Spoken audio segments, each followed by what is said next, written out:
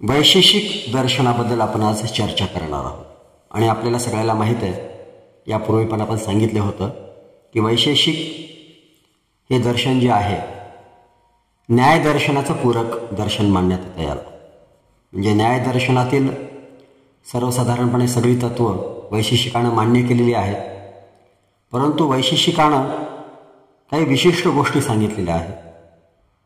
त्यांनी जे काही प्रतिपादन केलेलं आहे आपल्या याच्यामध्ये ते काय आहे ते आपण बघणारच आहोत की असं काय विशेष सांगितलं ज्यामुळं या दर्शनाचं नावच वैशेषिक पडलं.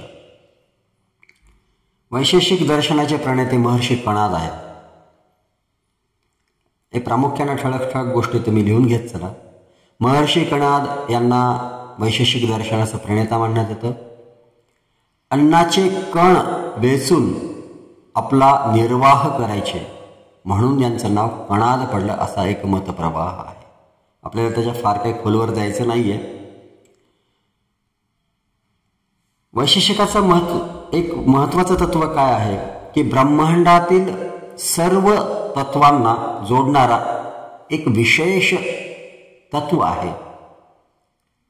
हे तत्व त्यांनी आपल्या दर्शनामधून किंवा आपल्या सूत्रांमधून स्पष्ट केलं म्हणून या दर्शनाला वैशेषिक असं नाव पडलेलं आहे.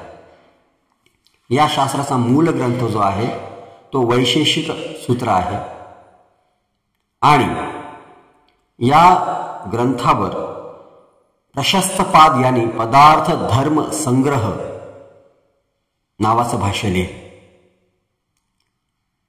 कुठलं? पदार्थ धर्म संग्रह प्रशस्तपाद यांनी लिहिला. आणि त्याच ग्रंथावर श्रीधर यांनी टीका लिहिलेली आहे. आता या टीकेचं नाव काही आपल्यासमोर आलेलं नाहीये, परंतु भाष्य आणि टीका यामध्ये फरक आहे. तो फरक आपण नंतर कधीतरी समजावून घेऊया. नेमका तो फरक भाष्य आणि टीका यामध्ये काय फरक आहे ते. प्रामुख्यानं वैशेषिक जे आहे हे आस्तिक दर्शन आहे, वेद प्रमाणित आहे, वेद प्रामाण्य आहे, वेदाला मानतं. त्यामुळं याची गणना जी आहे ते आस्तिक दर्शनामध्ये होते. या शास्त्रामध्ये या दर्शनामध्ये सृष्टीवादी सिद्धांत मांडलेला आहे. म्हणजे थेअरी ऑफ क्रिएशन हा सिद्धांत प्रामुख्यानं मांडलेला आहे. परमाणु तत्वाची मांडणी केलेली आहे. म्हणजेच ॲटॉमिक थेअरी जी आहे या ॲटॉमिक थेअरीचं बेस या शास्त्रामध्ये मांडलेला आहे महर्षी कणादांनी. त्यांनी सांगितले की पदार्थ म्हणजे काय. पदार्थामध्ये दोन धातू आहेत, त्याचा जोडून पदार्थ हा शब्द तयार झालेला आहे, पद आणि अर्थ. मग पदार्थ म्हणजे काय की आपण एखाद्या वस्तूला त्याच्या अर्थावरून एखादं नाव देऊ शकतो तेव्हा त्याला पदार्थ असं म्हणतात. आणि या संज्ञेवरूनच त्या पदार्थाला एखादं अर्थपूर्ण असं नाव दिलं जातं. त्यांनी याच्यामध्ये स्पष्ट केले आहे. त्यांच्या या सूत्रामध्ये त्यांनी पदार्थाचे दोन भाव सांगितलेले आहेत. आता एक ठळक गोष्टी आहेत. दोन भाव सांगितलेले आहेत. एक भाव आहे अभाव पदार्थ आणि दुसरा भाव आहे भाव पदार्थ. अभाव पदार्थ त्याला म्हणतात की जे डोळ्यांनी दिसत नाही आणि भाव पदार्थ त्याला म्हणतात जे डोळ्यांनी दिसतात. आणि मग याच्यामध्ये त्यांनी काय केलं की थोडंसं अजून भाव पदार्थाचं अजून विश्लेषण केलं. आता इथून खऱ्या अर्थानं त्यांचं जे त्यांच्या शास्त्रामध्ये किंवा त्यांच्या दर्शनामधलं जे वैशिष्ट्य आहे ते सुरू होतं. भावपदार्थाचे त्यांनी एकूण 6 प्रकार सांगितले. या 6 प्रकारामध्ये पहिला प्रकार आहे द्रव्य, दुसरा आहे गुण, तिसरा आहे कर्म, चौथा आहे सामान्य, पाचवा आहे विशेष आणि 6वा आहे समवय. हे 6 प्रकार त्यांनी पदार्थांचे सांगितलेले आहेत. आणि यातील द्रव्य, गुण, कर्म, सामान्य,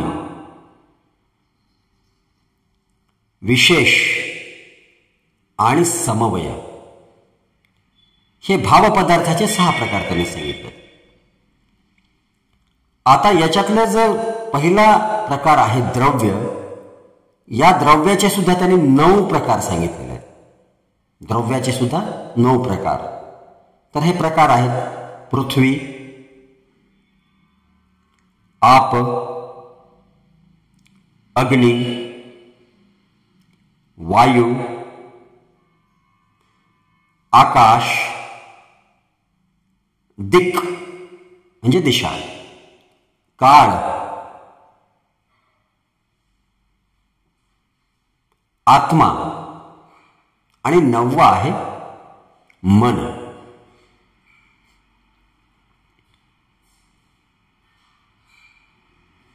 आणि त्यानंतर मग गुणाचे 24 प्रकार सांगितलेले आहेत. आता ते काय आपण एवढे डिटेल पाहणार नाहीत, परंतु तुमच्या माहितीसाठी म्हणून सांगतोय. रंग, चव इत्यादी जे आहेत ते गुणाच्या प्रकारामध्ये येतात.